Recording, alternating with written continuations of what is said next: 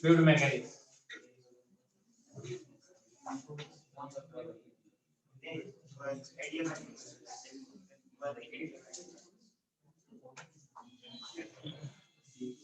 Fluid mechanics समझ में आ गया? पढ़ाया तो नहीं, क्या समझ में आ गया? अच्छा, फ्लूइड मैकेनिक्स है। सबसे पहले व्हाट इज फ्लूइड? फ्लूइड क्या चीज है?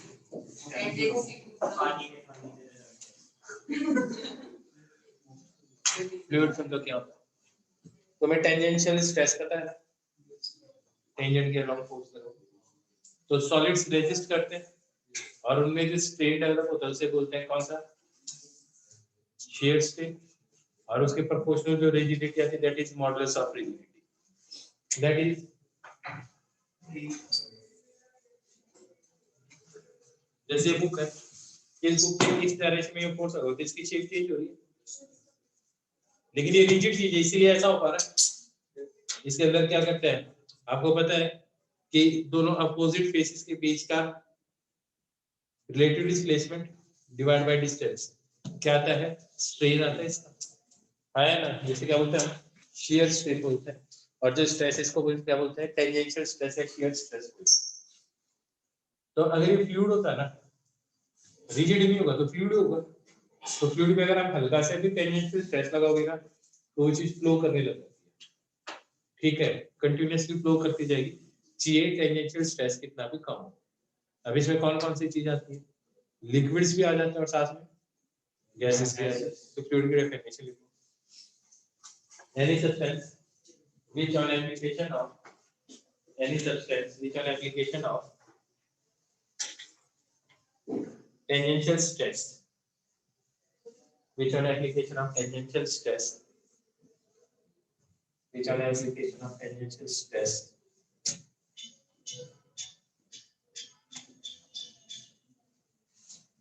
application of tangential stress starts flowing, how small starts flowing, how small the stress may be, how small the stress may be, stress कितना भी ना हो, how small the stress may be। Fluid की definition है तो इसमें कौन कौन से आते हैं? गैसेस एंड लिक्विड्स दोनों आ जाते हैं, ठीक है? फिर यहाँ से समझ में आ गया, फ्लूइड का पता चल गया। अब देखो पास्कल्स लॉ, पास्कल्स लॉ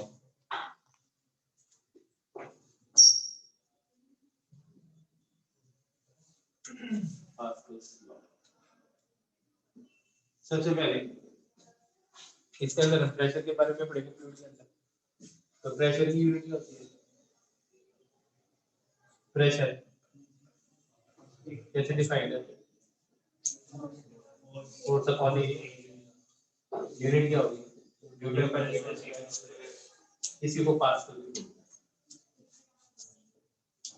जैसे फोर्स की यूनिट क्या होती है? न्यूटन मीटर पर सेकंड स्क्वायर, उसको क्या बोलते हैं? न्यूटन भी बोल देते हैं वैसे।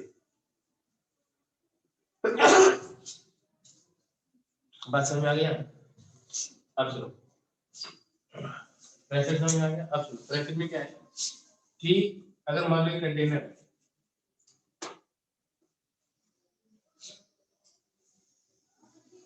एक कंटेनर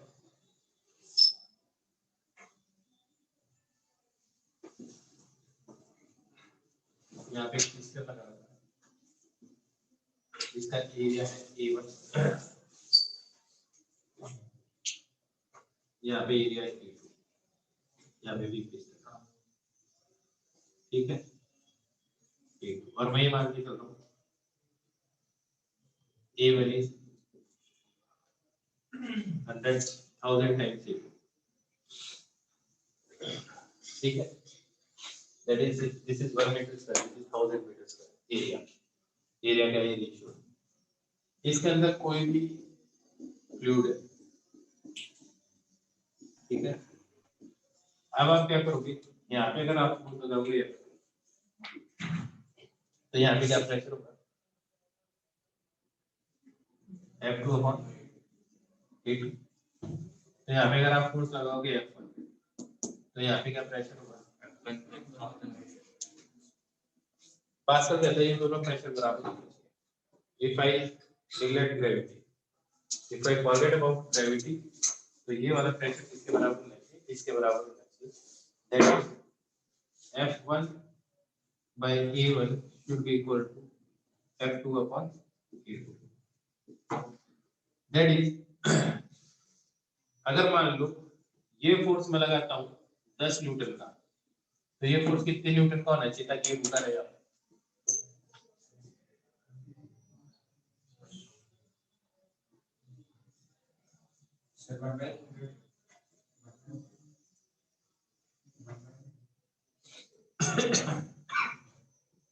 1/100 दैट इज 0.001 न्यूटन का फोर्स लगाना पड़ेगा या ज्यादा लगाना पड़ेगा? अब सुनो, प्रेशर सेम होना चाहिए। F1 की वैल्यू निकालनी है, F1 की वैल्यू निकालनी जो किसके बराबर आ जाएगा? A1 से मल्टीप्लाई करते हैं इसको। अब ये मेरे को बताओ A1 by A2 किसके बराबर है? तो A1 by A2 1000 के बराबर है, तो कितना फोर्स लगाना पड़ेगा? 1000 F2 और F2 किसके बराबर है? 10 के बराबर। तो F1 कितना हो जाएगा? 10,000 आया। या फिर मैं ऐसे भी कह सकता हूँ, अगर मैं यहाँ पे 10 न्यूटन का फोर्स इंक्रीज करूंगा तो यहाँ पे कितने का फोर्स इंक्रीज करना पड़ेगा? 10,000। बात समझ में नहीं?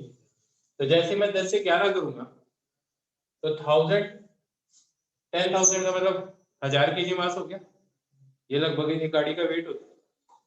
सेंट्रो वेट्रो बैलून में जो गाड़ी है इनका वेट करीब 1000 kg का होता है मास। ठीक है, कितना होता है? 1000 kg मास होता है। तो अगर आप यहाँ से 10 से 11 करोगे ना, यहाँ पे अगर आपने कोई गाड़ी रखी हो पहले तो वो ऊपर उठ जाएगी, जबकि आप थोड़ा सा फोर्स इंक्रीज कर रहे हो। और 10 न्यूटन का फोर्स मतलब कि 1 kg वेट, तो आप 2 kg तो वजन उठा ही सकते हो। तो अगर आप 20 न्यूटन लगाओगे तो गाड़ी तो नहीं कहाँ चली जाएगी। बात समझ में आई है? बात समझ में? तो मतलब देखो कितना कम फोर्स होगा, कितना ज्यादा फोर्स लग रहा होता है। यही टेक्निक यूज की जाती है, इसको हाइड्रोलिक्स बोलते हैं, हाइड्रोलिक प्रेस। यही टेक्निक यूज की जाती है। आप एक बात सोचो, जो गाड़ी होती है ना, गाड़ी का एक टायर है, उसको खूब स्पीड से घुमा दो और फिर आपको बोला हाथ से रोको, तो आप सोचोगे यार कैसे रोको? और गाड़ी की स्पीड जैसे 120 है, 200 है, मैं बोल रहा हूँ 60 भी है, 60 किलोमीटर पर आवर की स्पीड से अगर आप सोचो टायर घूम रहा है उसके कॉरेस्पॉन्डिंग ओमेगा से, तो उसको रोकने में बहुत एफर्ट चाहिए, नहीं रोक पाओगे, है ना भाई? सुन ले, नेतागिरी की, ठीक है? हाँ, तो इतनी स्पीड से घूम रहा है, अब उसको रोकना है। आप सोचो जब गाड़ी चलाते हो तो ऐसे 4 टायर चलते हैं और उनके पास रोटेशन एनर्जी भी नहीं है, साथ में ट्रांसलेशन भी है, तो इसका मतलब उनके पास बहुत ज्यादा एनर्जी है काइनेटिक एनर्जी, तो उसको रोकना है। तो जब एक टायर को रोकना इतना मुश्किल है, तो 4 टायरों को with their translational kinetic energy also रोकना, सोचो कितना मुश्किल होगा। तो आप क्या करते हो? आपने देखा, आप ब्रेक दबाते हो कौन से हल्के से और गाड़ी रुक जाती है, सारे टायर रुक जाते हैं। बिल्कुल सेम कॉन्सेप्ट है। यहाँ पे आपने थोड़ा सा फोर्स लगाया, ये वाला फोर्स वो टायर पे लगा है, जैसे यहाँ पे टायर है तो टायर को रोकने वाला फोर्स है, तो आप सोचो कितना सारा फोर्स लगे इस टायर को रोकने के लिए, इसलिए चारों टायर फटाफट रुक जाते हैं। और ये जो फ्लूइड है, ठीक है, ये ब्रेक फ्लूइड होता है जो गाड़ी में डलता है। थोड़े टाइम के बाद में क्या होता है, ये फ्लूइड धीरे धीरे थोड़ा सा कम हो जाता है, तो इसको वापस डालना पड़ता है, रिप्लेनिश करना पड़ता है इस टाइप को। कैसे पता चलता है कि रिप्लेनिश करना पड़ेगा? क्योंकि अगर इसके अंदर एयर आ गई, ये लिक्विड पूरा नहीं, इसमें कोई एयर आ गई, एयर आने पे जब तुम करोगे दबाओगे तो पहले एयर कंप्रेस होगी, फिर वो प्रेशर ट्रांसमिट होगा। तो एक टाइम होगा, जैसे डस्टर है, इस डस्टर से यहाँ पे टच है, मैंने तो यहाँ से फोर्स लगाया तो यहाँ फोर्स लगाऊंगा तो सीधा यहाँ पहुंच जाएगा, लेकिन एक स्प्रिंग होगी बीच में, तो मैं यहाँ से फोर्स लगाऊंगा तो उस फोर्स को यहाँ तक पहुंचने में टाइम लगेगा, क्योंकि स्प्रिंग में कंप्रेशन पहुंचने में टाइम लगता है। मेरी बात समझ में आ रही है तुम्हें? तो ये जो फ्लूइड है ना, अगर लिक्विड है तो लिक्विड है तो सीधा फोर्स पहुंच जाएगा या फिर बहुत ही कम टाइम में पहुंचेगा। तो जब फ्लूइड कम हो जाता है ना, ब्रेक फ्लूइड कम हो जाता है, तो आप क्या करते हो, आप ब्रेक लगाते हो और गाड़ी थोड़ी देर बाद में ब्रेक लगते हो, तो पता चलता है इसका ब्रेक फ्लूइड कम हो गया। कोई भी लिक्विड होता है अलग अलग डेंसिटी का है, कहीं ना कहीं से तो लीकेज होता ही होगा। ठीक है, हाँ भाई, तूने मेरे से क्वेश्चन पूछा, मैंने जवाब दे दिया, दूसरे से बात करने का मतलब क्या है बता, सीधा बैठ गया। हाँ, तो क्या किया कि यहाँ पे फोर्स लगाओगे तो ब्रेक फ्लूइड का कॉन्सेप्ट समझ में आ गया क्या? आपको ये बता दूं कि जो गाड़ियां जैक से उठाई जाती है, ऐसे गाड़ी उठाना मुश्किल होता है, जैक होता है छोटा सा, और उसके अंदर क्या करते हो आप, हल्के से ऐसे पांव से प्रेस करके 5-7 बार और गाड़ी उठ जाती है। उसके अंदर भी ये कॉन्सेप्ट होता है, वो कॉन्सेप्ट थोड़ी सी देर में समझा रहा हूँ। पहले ये समझ में आ गया। इसके अंदर अगर आप हल्का सा भी प्रेशर यहाँ पे इंक्रीज करोगे तो प्रेशर पूरे लिक्विड में हर जगह फैल जाएगा। फिर सुनो, ये जो फ्लूइड है वो इस कंटेनर पे किधर फोर्स लगाएगा, फर्स्ट, सेकंड, थर्ड, फ्लूइड किधर फोर्स लगाएगा। अगर मान लो आपने बोल दिया गलती से सेकंड, तो फ्लूइड ने कंटेनर पे इधर फोर्स लगाया, तो कंटेनर ने फ्लूइड पे किधर फोर्स लगाना था, इधर आया, कंटेनर ने फ्लूइड पे इधर फोर्स लगाना था। क्यों? एक्शन रिएक्शन पे है। अब इस फोर्स के दो कंपोनेंट होते हैं, एक तो ये होता और एक ये होता। ये टेंजेंशियल फोर्स होता, टेंजेंशियल फोर्स लगता तो ये लिक्विड रुक कैसे सकता है, चलने में चाहिए, और मैं तो क्या बोल रहा हूँ, फ्लूइड इज एट रेस्ट। हाँ है ना? ऐसे अगर मैं बोलूँ कि ग्लास टम्बलर है, इसमें अगर पानी भर देते हो तो ये लिक्विड इस टम्बलर पे इधर फोर्स लगाएगा, इधर नहीं लगाएगा, किधर लगाएगा, इधर सरफेस के परपेंडिकुलर, ताकि ये टम्बलर का ये जो सरफेस है ना, ये भी इसके इधर ही फोर्स लगाए परपेंडिकुलर। क्योंकि अगर इसने फोर्स ऐसे लगा दिया तो इस फोर्स के दो कंपोनेंट होंगे, एक तो परपेंडिकुलर और एक इसके अलोंग, इसके अलोंग लग गया तब तो लिक्विड स्टेशनरी तो नहीं से तो घूमना चाहिए, तो ग्लास में से पानी डाल देते तो अपने आप भी घूमता रहता है ना? इसका मतलब हमेशा लिक्विड या कोई भी फ्लूइड किसी भी सरफेस पे किधर फोर्स लगाएगा, perpendicular to the surface of water. जैसे इस कमरे में एयर है, एयर लो भाई स्टैटिक ही मान लो है, इस दीवार पे किधर फोर्स लगा गई है, इधर लगा, और इस पे, इस पे, उस पे, और छत पे। अब लॉजिक समझ में आ गया? पक्का एकदम अच्छी तरह से। तो मेरे हिसाब से तो समझ में आ गया। अब क्या है, अगर यहाँ पे आप फ्रैक्शनल से यहाँ पे प्रेशर चेंज करोगे तो वो फ्रैक्शनल चेंज यहाँ पे भी पहुंचेगा, यहाँ पे भी पहुंचेगा, बीच में भी पहुंचेगा। दैट इज, आप वॉल्स पे प्रेशर मत देखो तो आप कहीं पे भी छोटा सा सेक्शन लो, इसके ऊपर फोर्स देखो, ये डी ए एरिया देखो, है ना, ये डीएफ फोर्स देखो, तो डीएफ अपॉन डीए इन्हीं के बराबर ही जाएगा। दैट इज पास्कल्स लॉ क्या कहता है, if pressure is applied to an enclosed fluid क्या enclosed है, अगर बाहर निकलने के गैस के को लेकर ये कई जगह है तो लिक्विड उधर से निकल जाएगा तो प्रेशर ट्रांसमिट नहीं होगा, है ना? तो मैंने क्या कहा, Pascal's law states that if pressure is applied to an enclosed fluid then this pressure is transmitted undiminishing। अनडिमिनिशिंग मतलब ऐसा नहीं है यहाँ पे x प्रेशर इंक्रीज किया तो यहाँ तक दूर पहुंचते पहुंचते x/2 पहुंचेगा या x/10 पहुंचेगा, यहाँ पे जो चेंज आया वही आएगा वही आएगा। तो it is transmitted undiminishingly to every part of the fluid, हर फ्लूइड में, and to the walls of the container. Definition आ गई, अभी बता रहा हूँ। एप्लीकेशन कैसे, जैसे टूथब्रश है, टूथपेस्ट है, आप एंड से प्रेस करते हो उसमें से टूथपेस्ट बाहर आ जाता है। एक्चुअली जहाँ पे आप प्रेस कर रहे हो वहाँ पे आप कर क्या रहे हो, प्रेशर इंक्रीज कर रहे हो ना, तो पूरे में इंक्रीज हो गया ना, तभी तो टूथपेस्ट बाहर आ गया उसमें से। लिखो Pascal's law, it states that it states that pressure applied to an enclosed fluid, it states that pressure applied to an enclosed fluid it states that pressure applied to an enclosed fluid is transmitted undiminished is transmitted undiminished. Pressure applied to an enclosed fluid is transmitted undiminished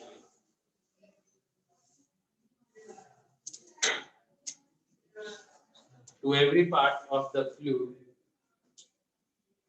and to the walls of the container. To every part of the fluid and to the walls of the container. Known as Pascal's law.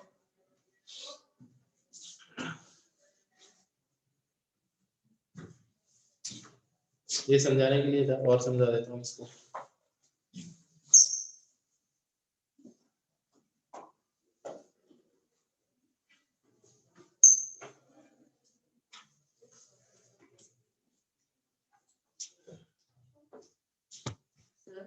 हाँ तो बोलो है shock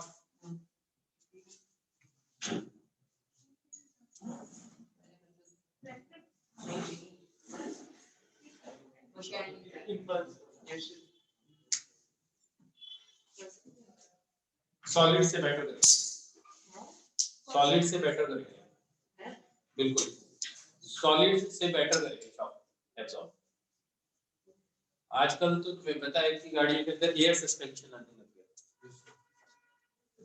ठीक है कहने लग गया है एयर सस्पेंशन आने लग गया पहले स्प्रिंग वाला आता था ना एक्चुअली उसमें भी फ्लूइड आता था तो मैं बताऊं तो कई बार बोलते थे कि ये जैसे है ना इसके अंदर जैसे बोलते थे शॉकर खराब हो इसमें लीकेज है लीकेज होने का मतलब उसमें से जो ऑयल डला हुआ है वो बाहर लीक होने लग गया तो बिल्कुल वो काम में आता है ठीक है लेकिन अब जो नए शॉकर्स आए दैट इज एयर सस्पेंशन बिल्कुल बिल्कुल बिल्कुल वो एब्जॉर्ब करती है क्योंकि उसमें टाइम ज्यादा लगेगा ना बिल्कुल एयर सस्पेंशन आने लग गया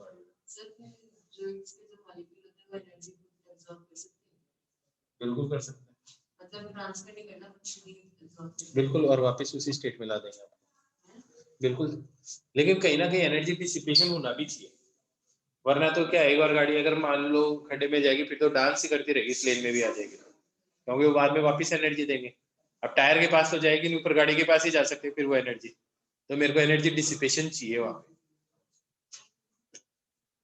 आई बात समझे अच्छा मान लो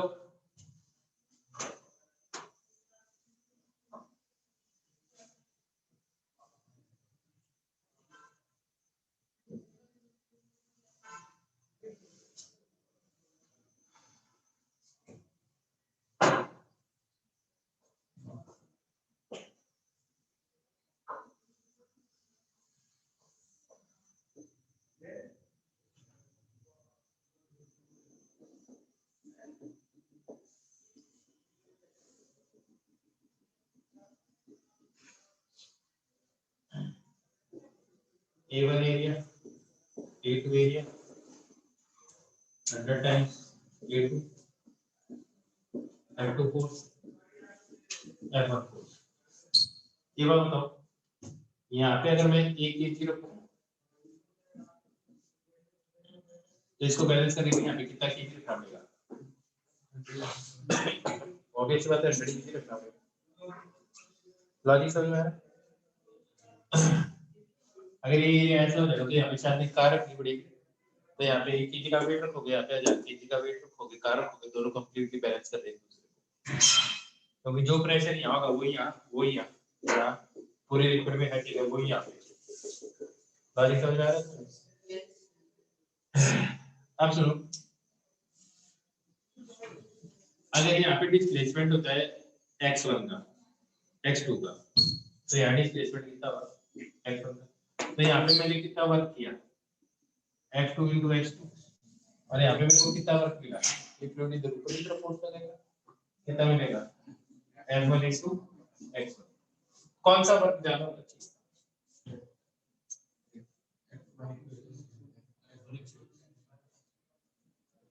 ये ज्यादा होना चाहिए। इसका मतलब मैं 10 जूल एनर्जी दूंगा, 500 जूल एनर्जी मिलेगी यहाँ पे। तो ये एनर्जी मशीन, एनर्जी क्राइसिस खत्म हो जाएगी ऐसी तो दुनिया में। भाई तुम्हारे कहने का क्या मतलब है? 10 जूल एनर्जी दो और 500 जूल लो, एनर्जी क्राइसिस खत्म, खर्च करो फालतू में। तो इसका मतलब सेम ही हो सकता है ना। अब देखते हैं कि सेम कैसे होगा। ये वर्क है W2, W1 वर्क क्या आ रहा है आपके पास? क्या आ रहा है? F1 है। मेरे को एक बात बताइए, जितना नीचे जाएगा तो जितना वॉल्यूम इधर लिक्विड का डिस्प्लेस हुआ होगा उतना ही वॉल्यूम यहाँ पे एंड होगा डिस्प्लेस होने के बाद। और तुम्हें पता है A2X2 should be equal to A1X1, दोनों वॉल्यूम यही होंगे। नहीं है बात समझे? A1X1 और फिर मैं यहाँ पे लिखूंगा W1 के लिए F2 F1 X1, X1 की लिख सकता हूँ A2 A2X2 अपॉन A1 है ना। और क्योंकि दोनों जगह प्रेशर सेम है तो ये भी लिख सकता हूँ मैं F2A2 equal to F1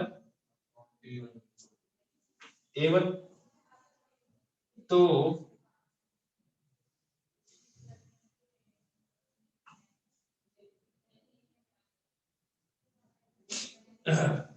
A2 इधर ले जाओ, A2 इधर ले जाओ, तो ये पूरी चीज क्या बन जाएगी? F2 के बराबर।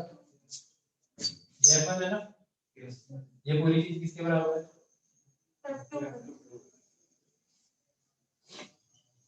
तो F1 X1 किसके बराबर है? वही बात इधर है। तो जितनी एनर्जी यहाँ खर्च करोगे उतनी एनर्जी इधर लगेगी। प्रॉब्लम ये है कि अगर यहाँ से अगर आपको चीज को 100 मीटर ऊपर उठाना है, 1000 मीटर ऊपर उठाना है, 1 मीटर ऊपर उठाना है, तो यहाँ पे आपको 100 मीटर नीचे जाना पड़ेगा। इफ दिस रेशियो इज 1000, तब तो 1 मीटर ले जाने के, इसको 1 मीटर ले जाने के लिए इसको 1000 मीटर नीचे आना पड़ेगा। तो फिर गाड़ी 1 मीटर उठाने के लिए हाइड्रोलिक जैक्स पे ऐसा नहीं कि बंदा 1000 मीटर नीचे चला जाता है ना। उसके लिए क्या करते हैं कि यहाँ पे एक कंटेनर लगाते हैं ऑयल का, एक ऑयल का कंटेनर लगाया जाता है। इसमें क्या होता है, इसमें कुछ ऐसा सिस्टम होता है,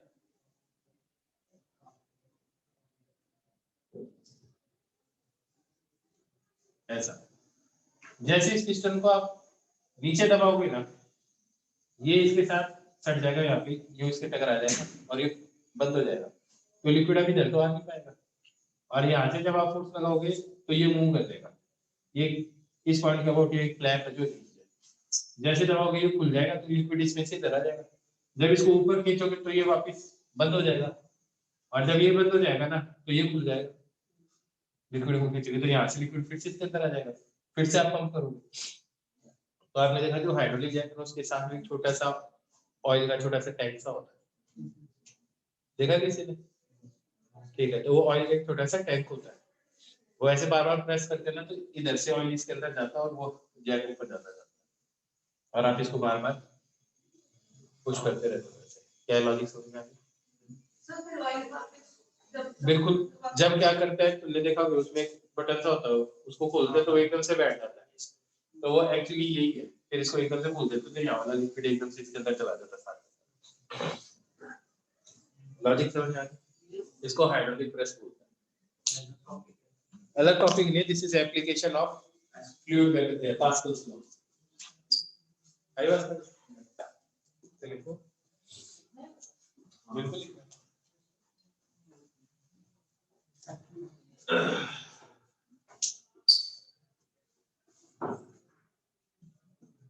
आपकी जो क्रेन ब्लेड है ना वो सारी इन्हीं प्रिंसिपल्स पे काम करती है। क्रेन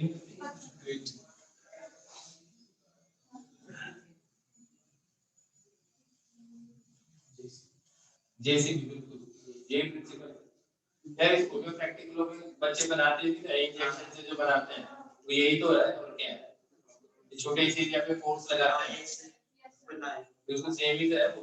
ये जो प्रिंसिपल है उसमें क्लियर होता है। बना तो देते, मेरा दिमाग में क्या है क्या चीज लॉजिक पता नहीं होता, बनाते भी है ना लोग, बनवाते हैं 400 400 500 500 रुपए में बना के देते हैं ना, वहां पे करवा देते हैं। सही बोल रहा हूँ ना? Yes sir.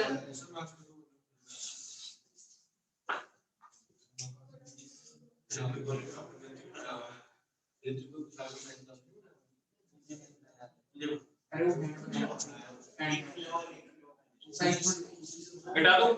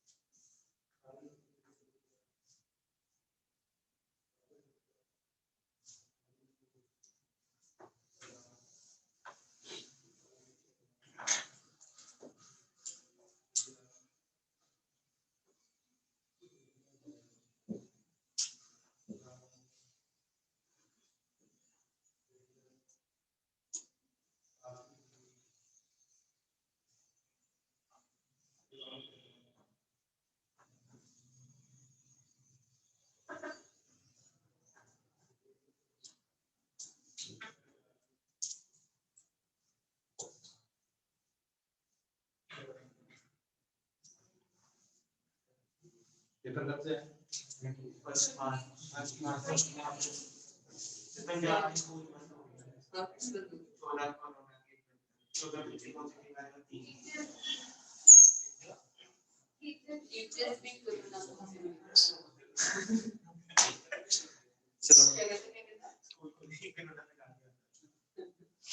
सर एक सेकंड लिखने वाला रहेगा, इसमें लिखना था ये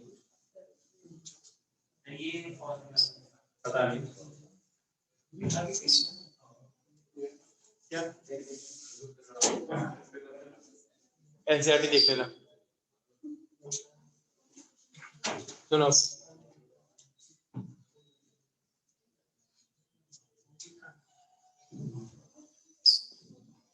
ये वाला कंटेनर, ये कंटेनर इसमें लिक्विड फील्ड है, यहाँ पे आप एक छोटा सा सेक्शन दे दो।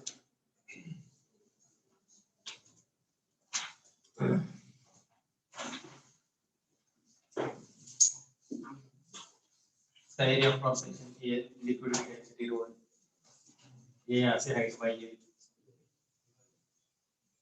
ये डिस्टेंस डेल्टा वाई है, ठीक है। अब एक चीज समझो, मान लो इसको मैंने है ना एक ब्लू कलर के सेलोफेन पेपर से कवर कर दिया, इसका कोई मास नहीं है, समझ में आ रही है मेरी बात?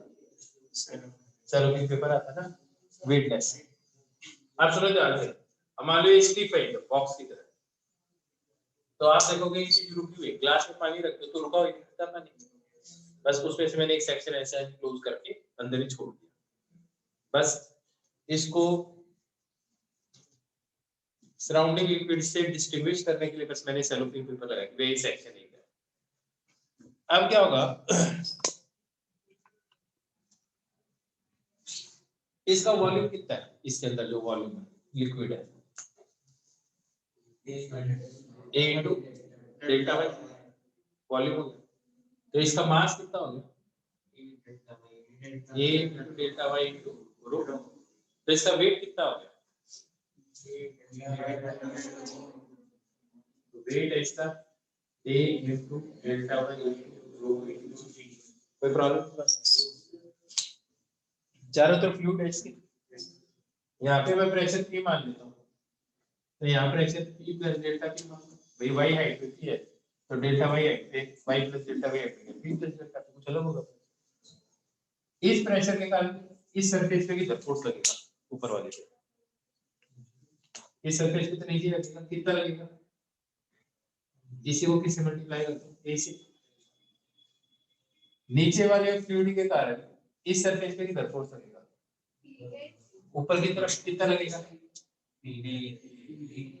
P into A। इस फोर्स को बोल देता हूं मैं F1 और इसको बोल देता हूं F2। कोई प्रॉब्लम थोड़ी इस बात, सिंपल ही है। अरे ये सिंपल ही है।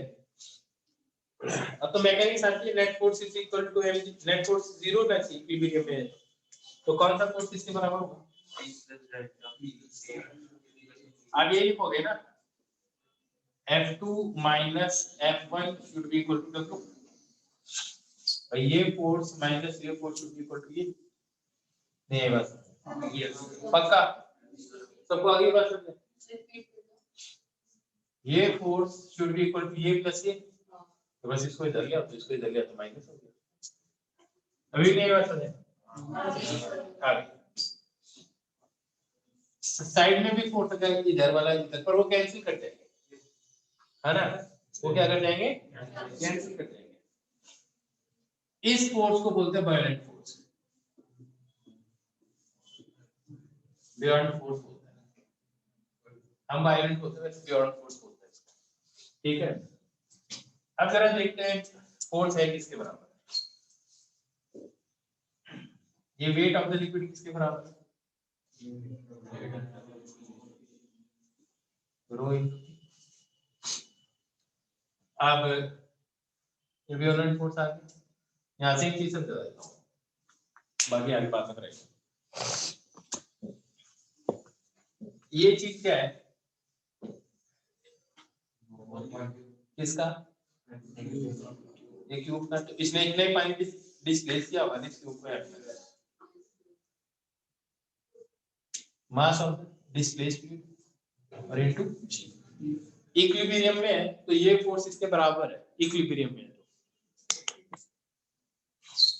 तो ये जो है ये इसके बराबर है, ये इसके बराबर है, कब, इक्विलिब्रियम में। मैंने एक काम किया, मैंने इंजेक्शन लिया, इस सेलोफिन पेपर में डाला और ये लिक्विड बाहर निकाल दिया, और इसके अंदर क्या डाल दिया मैंने, केरोसिन लिया, केरोसिन इंजेक्शन का भरा और उसमें केरोसिन डाल दिया सिर्फ इस ट्यूब के अंदर, कंटेनर पूरा ही उसके अंदर। ये बताओ सराउंडिंग लिक्विड को पता चला क्या कि क्या चीज है, सराउंडिंग लिक्विड को पता चलेगा क्या कि इसमें क्या चीज है, कौन सी लिविंग चीज है, पता चलेगा। मैं तुम्हारे थप्पड़ मार दूं दीवार को, क्या पता चला कि मैंने तुम्हारे थप्पड़ मारा, इट इज नॉट लिविंग। आगे बात समझ।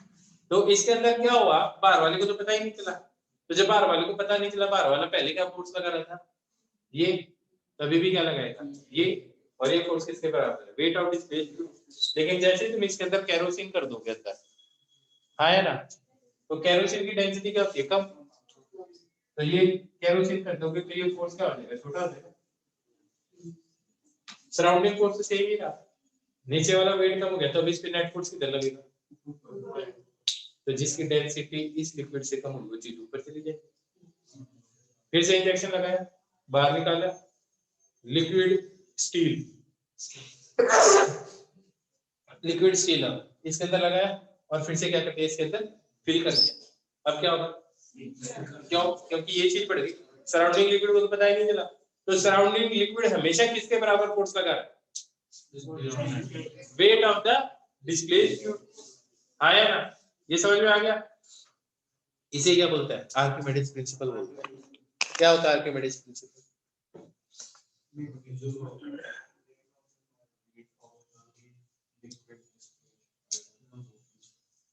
when an object is partially, wholly or partially submerged in a liquid, then it is beared up by the force which is equal to weight of the displaced fluid. Archimedes principle. Archimedes principle. It states that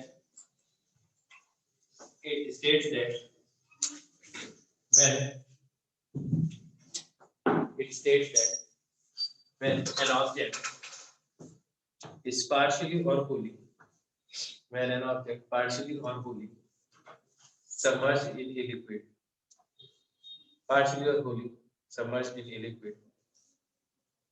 then it is beyond a by a force. Which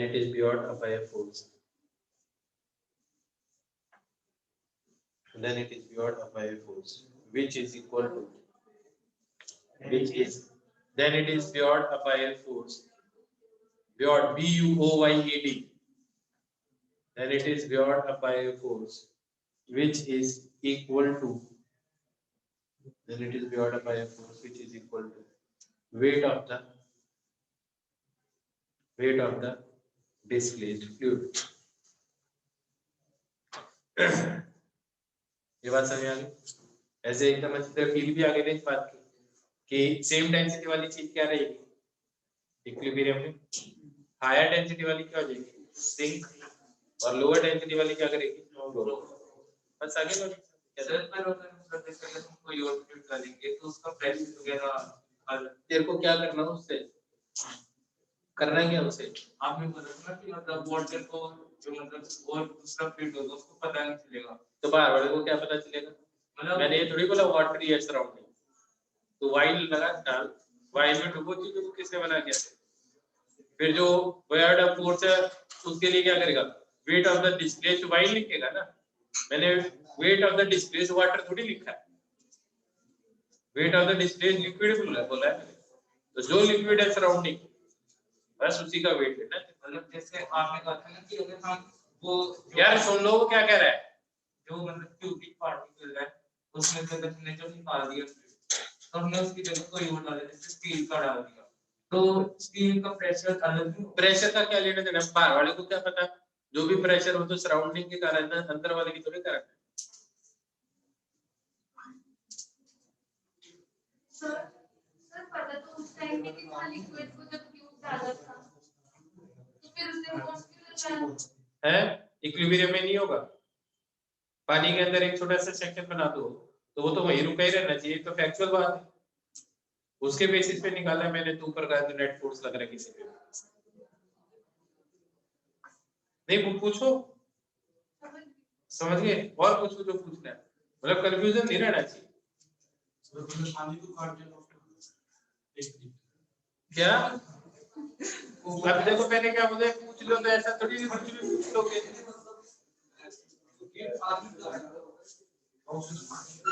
है box के अंदर ये मान लो पानी की टंकी है, उसके अंदर एक छोटा सा सेलो के पेपर लेके ऐसा बना दिया,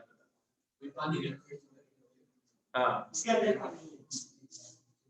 उसके अंदर भी पानी था पहले, उसके बाद भी मैं चेंज करता रहा तो सराउंडिंग फ्लूइड जो फोर्स लगाएगा that is equal to weight of the displaced fluid. अब सुनो याद है लिख लिया, बनाओ बनाओ बनाओ कोई दिक्कत नहीं, जल्दी करो।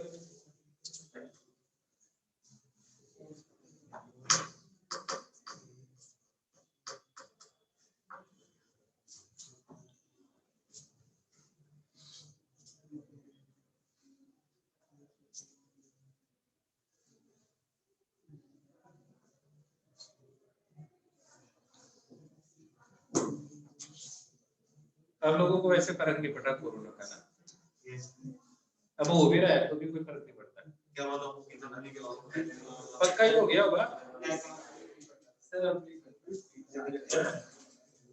अब क्या है हर्ड इम्यूनिटी डेवलप हुई होगी ना यार, तो जोर से हर्ड इम्यूनिटी क्या होती है नहीं समझते, इधर न्यूज में आ रहा था हर्ड इम्यूनिटी कौन कौन पाए वाले, हाँ बताओ यार, तो किस किस को पता है हर्ड इम्यूनिटी का, HALT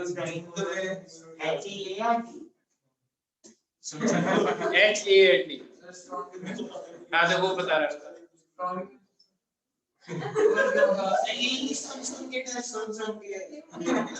डर खत्म हो जाता है, इसको बोलते हैं हर्ड इम्यूनिटी। सुनो मैं बताता हूँ हर्ड इम्यूनिटी क्या होता है, मेरी बात सुनो, ऐसे कम स्ट्रेन वाला भी नहीं, विरुलेंट की बात नहीं है, कौन कितना विरुलेंट है, वो तो क्या है, वो अपने आप ही जो वीक होता है वो ही प्रोपोगेट करता है, स्ट्रॉन्ग वाला तो खत्म होकर उसके साथ ही निकल देता है। ठीक है, चलो एक छोटे से बात बता दो तुम्हें जितनी देर में। हर्ड इम्यूनिटी होती है कि it is like a chain reaction.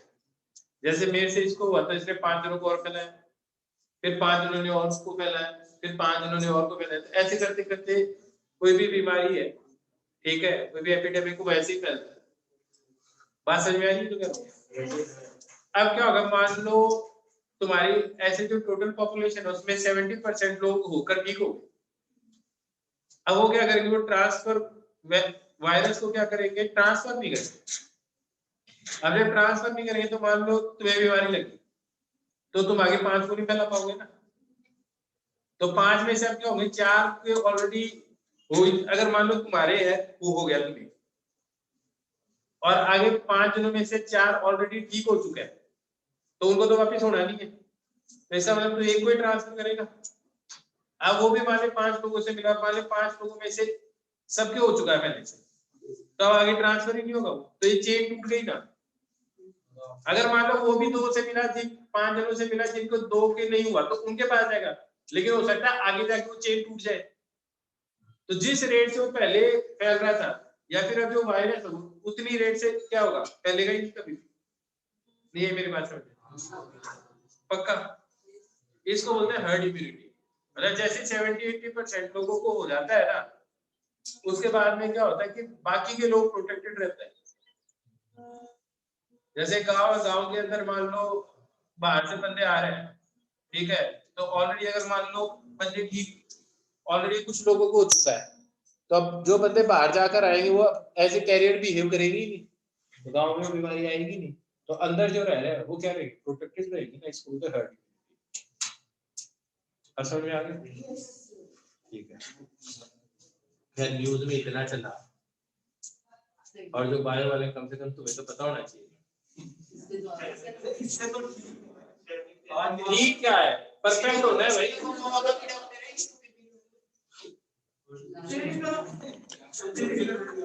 यार पता है क्या, हर बंदे को सबसे कम नॉलेज उसी चीज की होती है जिस फील्ड में उसके माँ पापा होता है, क्योंकि उनकी तो कभी सुनता ही नहीं। सही बता रहा हूँ मैं? तुम एक चीज देख लो, ये फैक्ट है कि जिस लाइन में माँ बाप काम करते हैं ना, बच्चों को उसी का ही नहीं पता होता, सबसे कम उसी लाइन का पता होता है। क्यों? पेरेंट्स समझाने की कोशिश करते हैं तो बच्चा बोलता है अरे तुमसे इंटेलिजेंट तो मैं ही हूँ, और पेरेंट्स भी बोलते हैं हाँ भाई तू ही इंटेलिजेंट है।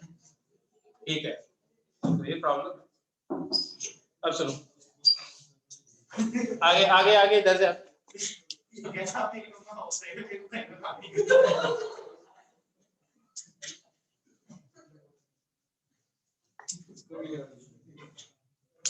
इधर जा।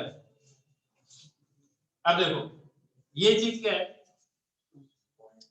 P2 किसके बराबर है, F2 किसके बराबर है, P into A। F1 किसके बराबर है। अब इस इक्वेशन में से देखोगे, इस इक्वेशन में से देखो एक गायब हो गया, P से P गायब हो जाएगा, minus delta P upon delta Y, rho into P आएगा, तो delta P upon delta Y किसके बराबर आएगा, माइनस रो P आएगा।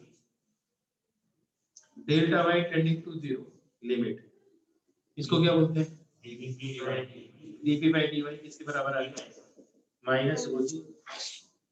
अब ये फायदा क्या है, ये बोल रहा है कि इस डायरेक्शन में अगर आप चलोगे, दैट इज ग्रेविटी नीचे की तरफ है, अगर आप ऊपर की तरफ जाओगे तो प्रेशर क्या होता जाएगा, माइनस साइन का मतलब क्या है, कम होता जाएगा, कि y की वैल्यू तो बढ़ती जा रही है, तो ये वैल्यू नेगेटिव कब हो सकती है, y की वैल्यू तो बढ़ रही है, तो पक्की बात है p की वैल्यू क्या होगी, घट रही होगी, तभी ये चीज नेगेटिव आ रही है।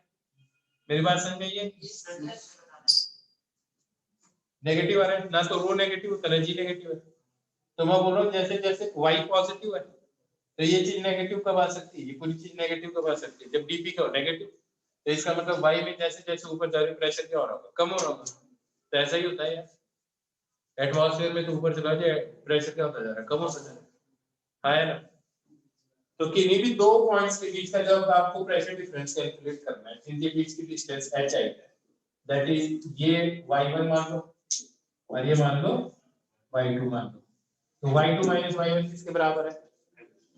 तो इसको ऐसे सॉल्व करोगे, dp equal to minus rho g into dy। y1 value पे प्रेशर क्या है? P1 और यहाँ पे क्या है? P2 y2 एट क्या है? P2, ये क्या आ जाएगा? P2 minus P1 minus rho g, dy का इंटीग्रेशन क्या आएगा? क्या आएगा? y2 माइनस y1 आएगा, y2 माइनस y1, ये क्या है? h है। तो P2 माइनस P1 किसके बराबर आ जाएगा? माइनस रो जी h आ जाएगा।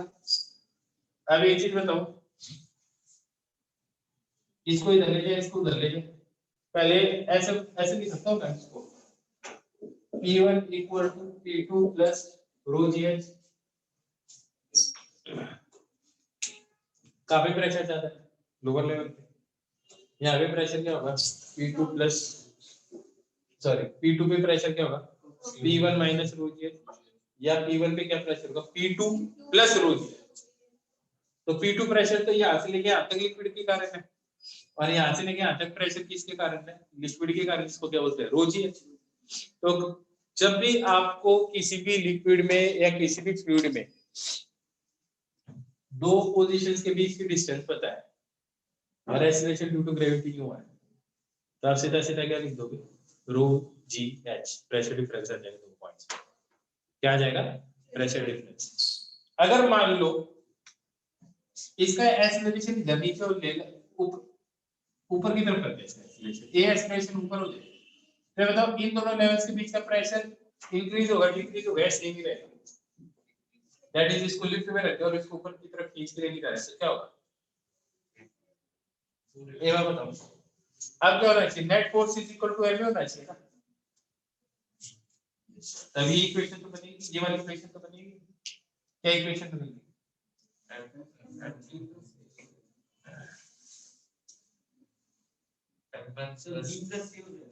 ऐसा आएगा प्लस m इंटू ए आएगा। अब ये चीज इसमें आएगी तो इसमें g प्लस ए आ जाएगा, m कॉमन आ जाएगा, तो यहाँ पे क्या आ जाएगा? g प्लस ए आ जाएगा, यहाँ क्या आ जाएगा? g प्लस ए आ जाएगा, यहाँ क्या आ जाएगा? g प्लस ए आ जाएगा, यहाँ पे भी क्या आ जाएगा? g प्लस ए। मेरे हिसाब से g इफेक्टिव है। जब आप लिफ्ट में ऊपर जाते हो आपको ऐसा लगता है कि ग्रेविटी बढ़ गई है, तो यहाँ पे जो चीज है वो क्या चीज आ रही है? g effective. तो dp by dy किसके बराबर हो जाएगा? माइनस रो जी इफेक्टिव होता है ना। अगर मान लो चीज फ्री फॉल में हो तो क्या होगा? जीरो। क्यों? परसीव्ड ग्रेविटी जीरो हो गई है, और परसीव्ड ग्रेविटी जीरो हो गई तो दो लेवल्स के बीच में प्रेशर डिफरेंस क्या हो गया? जीरो। इस डायरेक्शन में क्या ग्रेविटी होती है? इस डायरेक्शन कुछ भी नहीं, तो इन दोनों के लेवल्स के बीच का प्रेशर डिफरेंस क्या होगा? जीरो। अब लॉजिक समझ में आ रहा है ना? अगर मैं कहूं कि इसका एक्सीलरेशन इस डायरेक्शन में a नॉट है, तो इन दोनों के बीच की डिस्टेंस x है, तो मेरे को ये बताओ P1 प्रेशर ज्यादा होगा या P2 प्रेशर ज्यादा होगा? ये बताओ। P1 ज्यादा होगा, आया ना? क्यों? परसीव्ड ग्रेविटी किधर है? पीछे की तरफ। तो पीछे की तरफ जैसे जी नीचे है तो ये यहाँ पे प्रेशर ज्यादा और यहाँ पे क्या है? कम है। उसी लॉजिक से यहाँ पे प्रेशर क्या है और यहाँ पे क्या है? दूसरे तरीके से समझाओ एक लॉजिकल आइडिया से, तो आप इसको लॉजिकली ऐसे सोच सकते हो कि यहाँ पे ना यहाँ पे एक ऐसे सेक्शन बना दो, इसका एक्सीलरेशन इधर होना चाहिए, ये ए या ये फोर्स बड़ा होना चाहिए या ये वाला फोर्स बड़ा होना चाहिए? F1 बड़ा होना चाहिए, F2 होना चाहिए, ताकि इस एक्सीलरेशन F1 by a यहाँ का प्रेशर आ जाए, F2 डिवाइडेड बाय यहाँ का प्रेशर आ जाए, तो ऑब्वियस बात है ये प्रेशर ज्यादा होना चाहिए, और डिफरेंस किसके बराबर आ जाएगा? रो a नॉट इनटू x। तो जिसके अलोंग एक्सीलरेशन नहीं है उस डायरेक्शन के अलोंग प्रेशर डिफरेंस भी नहीं होता, आया ना? लॉजिक समझ में आ गया अच्छी तरह से? ये समझ में आ गया? तो एक चीज हमेशा लिख लो चाहिए, वो क्या, dv upon dy minus rho into आया ना। एक डायरेक्शन में जाओगे प्रेशर बढ़ेगा, कौन सी डायरेक्शन में, एक्सीलरेशन की डायरेक्शन। समझ में आ रही है? तो ये a पॉजिटिव है, रो पॉजिटिव है, इस डायरेक्शन में जा रहे हो तो प्रेशर क्या होगा, घटेगा, तो dp क्या होगा, नेगेटिव। लॉजिक आगे समझे? और आप है ना कभी भी माइनस माइनस को भी सॉल्व नहीं करो ना तो भी बढ़िया है। क्यों? ऐसे आप एलिमेंट लेके देख लो कि आपको ये पता चल जाएगा कहाँ ज्यादा और कहाँ कम। तो आपको इंटीग्रेट क्या करना है, रो इनटू a इनटू dy या रो इनटू a इनटू dx। जरूरत ही नहीं है क्योंकि देख के आइडिया लग जाएगा कहाँ प्रेशर ज्यादा और कहाँ पे प्रेशर कम है, देख के पता चल जाता है। हाँ या ना? जैसे एक छोटा सा एलिमेंट बना लिया, पता चल गया यहाँ प्रेशर ज्यादा है यहाँ ज्यादा प्रेशर। पर इस मतलब ये तो x के नॉर्म हो गया ना, मतलब एक्सेलरेशन, तो ये हम इसका dp by dy करेंगे हम, तो दोनों आ सकते हैं, तो y भी आ सकता है, x भी आ सकता है, z भी। जिसके अलावा एक्सीलरेशन होगा उसके अलावा प्रेशर डिफरेंस कैलकुलेट करेगा।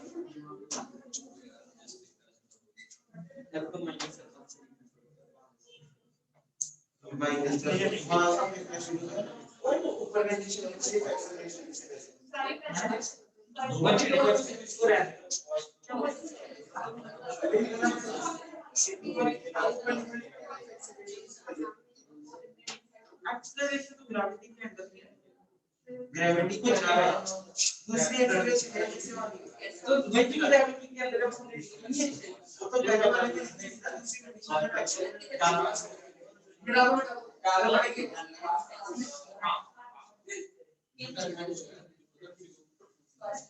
जी ये एक सिलेबस एक्सप्लेनेशन है, मैं तो बिना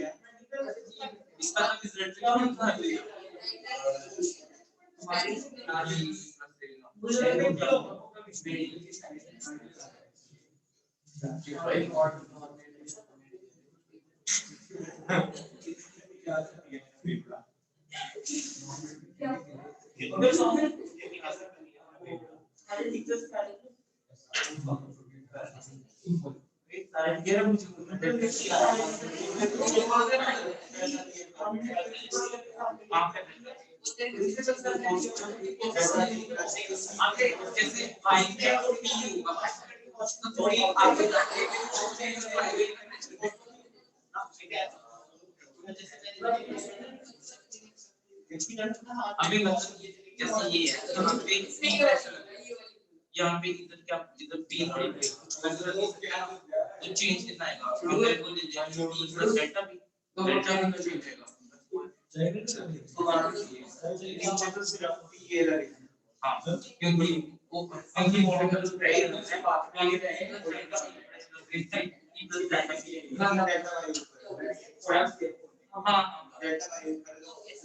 हाँ कोई चुप है जो उसके लेवल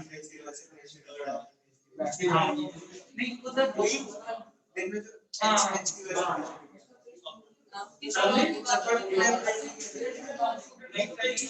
अब यहाँ उसके बाद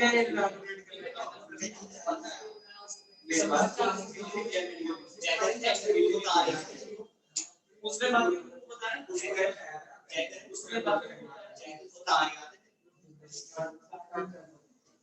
उसे बात छिपा लेना मैं खुद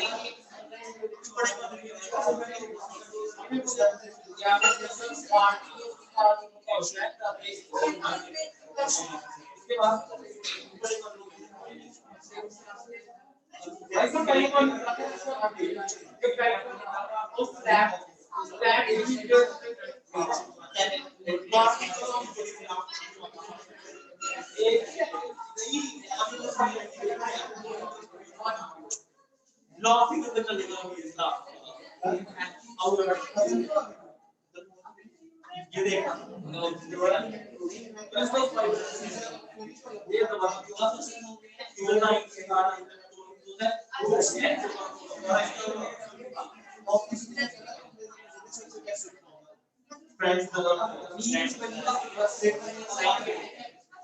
मैंने देखा मैंने टू ऑफ द फ्रेंड्स का साइन मतलब फ्रेंड्स का साइन उसमें वो कर रहे हैं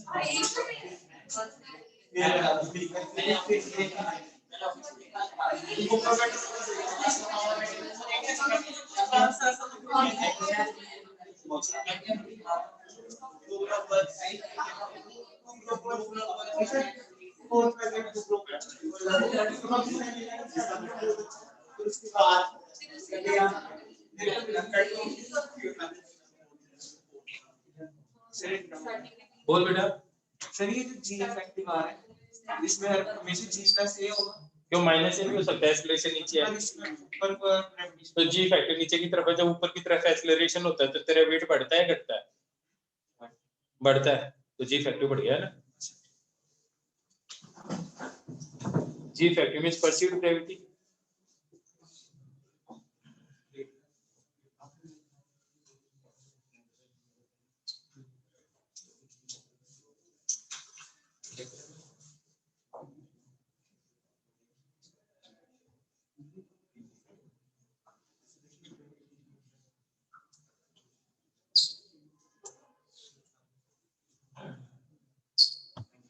अब सुनो,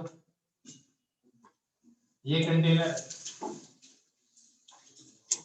इसमें लिक्विड लो है, अगर इसका एक्सेलरेशन ये इधर हो जाएगा तो बताओ इसमें जो लिक्विड की शेप है वो कैसी हो जाएगी? फर्स्ट, सेकंड, थर्ड, फर्स्ट हो जाएगी। तो फर्स्ट हो जाएगी दैट इज कुछ ऐसी हो जाएगी, ये तो सबको पता चली गया फर्स्ट हो जाएगी, ये शेप कुछ ऐसी हो जाएगी। अब ये एंगल निकालना है, ठीक है?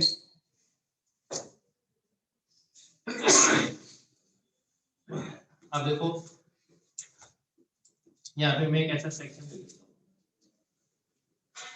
इसका ए एक्सेलरेशन इधर है, यहाँ पे P1 प्रेशर और यहाँ पे P2 pressure, area cross section ये मान लीजिए। इधर फोर्स क्या लगेगा? P1 ही, और इधर फोर्स क्या लगेगा? तो इधर नेट फोर्स क्या लग गया इसके?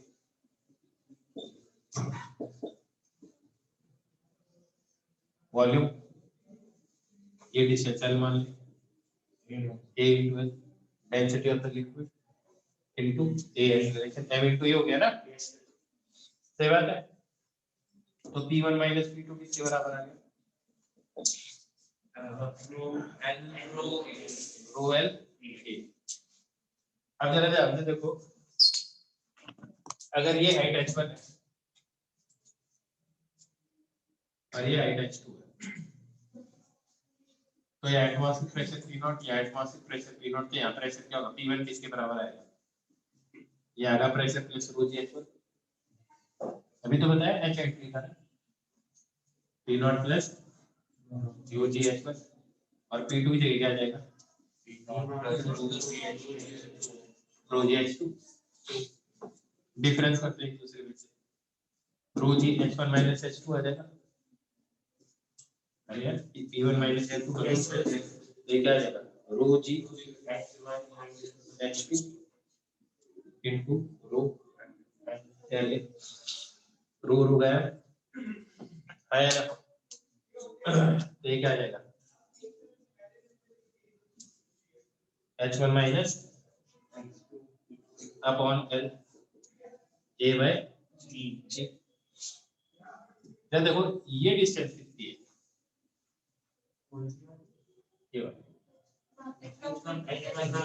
ये वाली है, ये L ये है, this upon this equal to tan theta, ये थीटा और ये थीटा के कॉरेस्पॉन्डिंग, तो ये वैल्यू किसके बराबर आ जाएगी? तो थीटा किसके बराबर आ गया? ए बाई जी। इसका मतलब इस फ्लूइड का एक्सीलरेशन इधर होगा 10 मीटर पर सेकंड स्क्वायर, तो ये एंगल कितना होगा? 45 जी 45। अगर मान लो a की वैल्यू 10√3 तो थीटा कितना होगा? 60। और मान लो a है 10/√3 तो 30। अब यार समझ में आई क्या? यस। एक और तरीका बताता हूँ इसको करने का। इसे फॉर्मूले में मिक्स कर लेना। हां सर x1 - x2 तो वो छोटी सी जगह थी ना, वो जो छोटा सा सिलेंडर बनाया ना वो है। सही, इसका कॉम्प्लीकेट बात सब सही चल रहा है।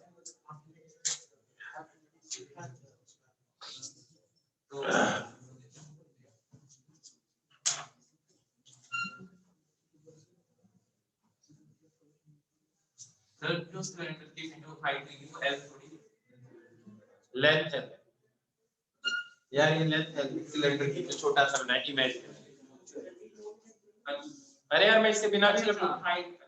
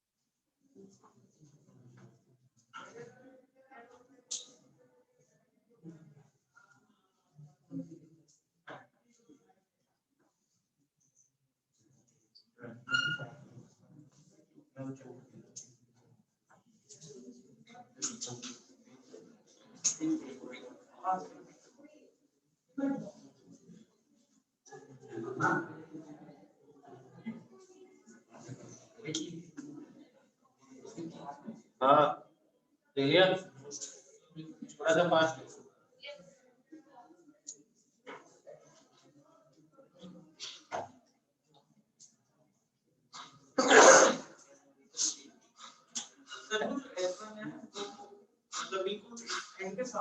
इसके साथ इस साइड जो सिलेंडर में दो साइड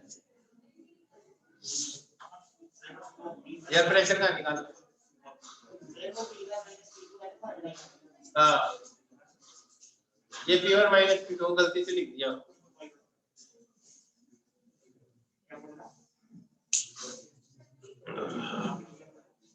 लिख लिया? जल्दी लिखो भाई, आगे करना है ना ना। तुम जाओ तो कर भी सकता हो अगले क्लास में। एक्चुअली बस मैं ये चाहता हूँ कि यार अब जैसे मैं करवा रहा हूँ ना तो एचसीवी भी सॉल्व होनी चाहिए ना साथ साथ में, तो उतना तो करो।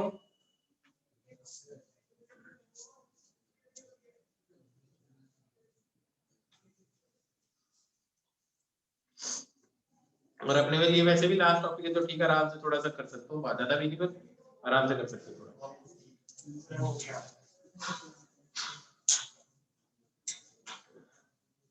समझ में आ गया?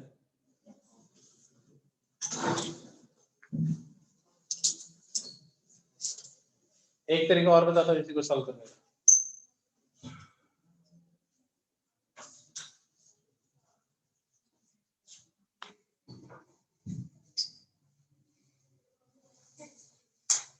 ये देखो ये यूं बन जाएगा ना, तो अगर तुम यहाँ पे बैठ के देखोगे तो ये एंगल थीटा होगा। अगर यहाँ बैठ के देखोगे तब तो आपको फ्लूइड क्या दिखाई देगा? रेस्ट भी। ऑब्वियसली बात है रेस्ट भी दिखाई देगा, ग्लास के अंदर बैठ जाओगे। आज यहाँ पे एक मॉलिक्यूल लिख सकते हैं, इस पे नीचे की तरफ क्या फोर्स लग रहा है? और इधर क्या लगेगा? एम सूडो फोर्स भी लगेगा, नॉन यूनिवर्सल फ्रेम में बैठा है भाई, हाँ है ना। और इन दोनों का जो फोर्स है जो सम होगा वो इधर लगना चाहिए, है ना। ये जो लिक्विड है वो भी सरफेस वाले मॉलिक्यूल पे किधर हो सकता है, सरफेस के परपेंडिकुलर, तो इन दोनों का नेट फोर्स भी इधर ही आना चाहिए, परपेंडिकुलर टू दी सरफेस। तो अगर ये एंगल थीटा तो ये एंगल भी क्या होगा, ये वैल्यू किसके बराबर है, एम ए, और ये वैल्यू किसके बराबर है, एम जी। जरा देखो tan थीटा किसके बराबर है, एम ए का ए का ही, बस सही है। ये ज्यादा ही है।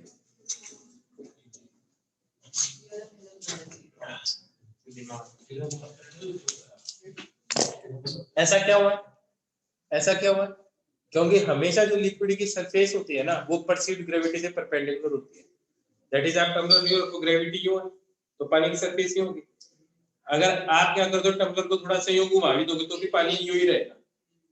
ऐसे तुम अगर इसको एक्सेलरेट इधर कर दोगे तो एम जी इधर एम इधर, तो परसीव्ड ग्रेविटी क्यों होगी, तो परसीव्ड ग्रेविटी के सरफेस पर हमेशा परपेंडिकुलर होता है, क्यों, क्योंकि अगर ग्रेविटी कुछ इधर है तो इसका एक कंपोनेंट इधर आ जाएगा, तो टेंजेंशियल फोर्स लग गया, तो फिर ये रुका कैसे रह सकता है।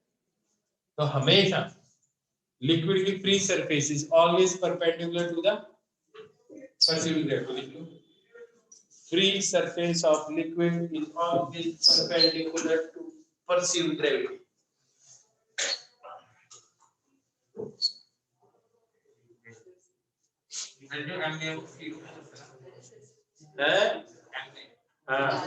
Pseudo force, that is nothing force. तो फिर उसको रेस्ट में थोड़ी लग रहा होगा, नॉन इनर्शियल के तो रेस्ट थोड़ी, तो नॉन इनर्शियल में स्टेशनरी दिखाई दे रहा है, क्या करेगा, देखो free surface of a liquid is always perpendicular to perceived gravity. Free surface of a liquid is always perpendicular to perceived gravity. अगली बात समझ में, पक्का पक्का,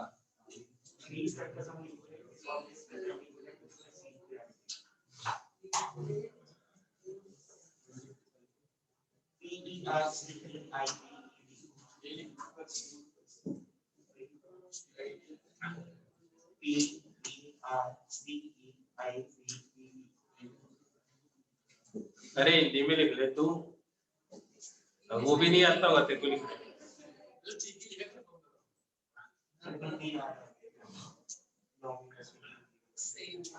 लोगों को अब बच्चे है ना तो इंग्लिश के रहे ना हिंदी के रहे, ये वो टाइम आ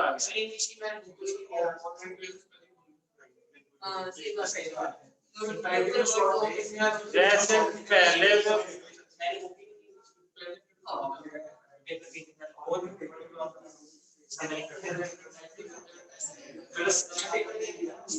इसमें वो थोड़ा प्रकाश डालेंगे इस बात से, वो इस बात से थोड़ा प्रकाश डाले,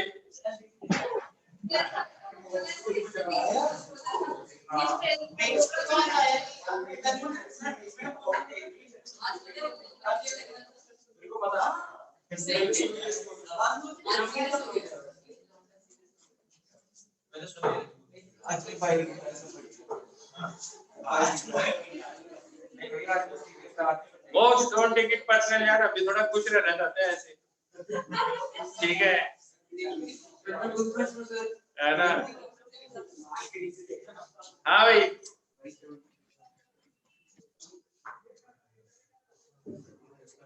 तुम्हारी इनसे लड़ाई हुई है क्या दोनों की, तो ये सारे इधर बैठते थे तुम दोनों उधर बैठते हो, ये सारे इधर बैठते थे तुम दोनों इधर बैठते हो, है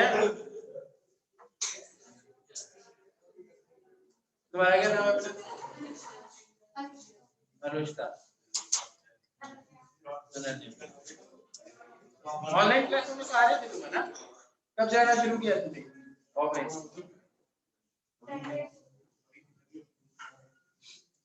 तो ऑफलाइन ऑनलाइन समझ में आ रहा था?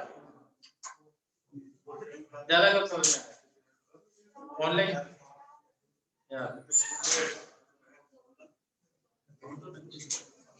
तुम मेडिकल में हो, नॉन मेडिकल, स्कूल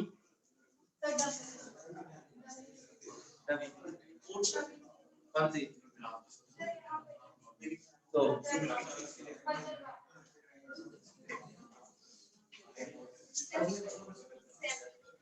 हाँ भाई लिख लो।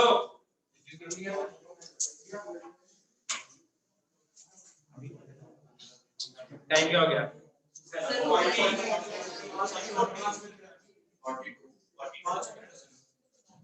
चलो ठीक है, ओके एंजॉय, बहुत बढ़िया। हाँ जो पढ़ाया समझ में आ गया ना?